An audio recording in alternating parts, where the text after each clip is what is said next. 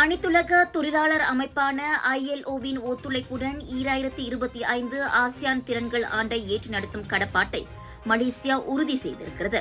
சுவிட்சர்லாந்தின் ஜெனீவாவில் நடைபெற்ற 9 ஆசியான் தலைவர்களுக்கிடையிலான சந்திப்பின் போது மனிதவள அமைச்சர் ஸ்டீவன் சிங் மலேசியாவின் அந்த விருப்பத்தை தெரிவித்தார்.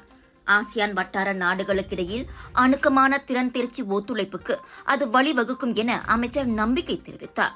ஆசியான் ஆழ்வளத்தின் அறிவாற்றலையும் திறன் தேர்ச்சியையும் அதிகரிக்க வல்ல முன்னெடுப்புகளில் மனிதவள அமைச்சின் கீழுள்ள HRD Corp உள்ளிட்ட நிறுவனங்கள் ஈடுபடவும் வாய்ப்பு ஏற்படுத்தப்படும் என அவர் கூறினார். அதிநவீன தொழில்நுட்பமான AI போன்ற துறைகளுக்கு முதலீடுகளையும் கவர முடியும் என ஸ்டீவன் கூறினார். 2025 ஆசியான் திறன்கள் ஆண்டானது தென்கிழக்காசியா முழுவதும் பல்வேறு திட்டங்கள் மற்றும் நன்முயற்சிகளை உள்ளடக்கியிருக்கும்.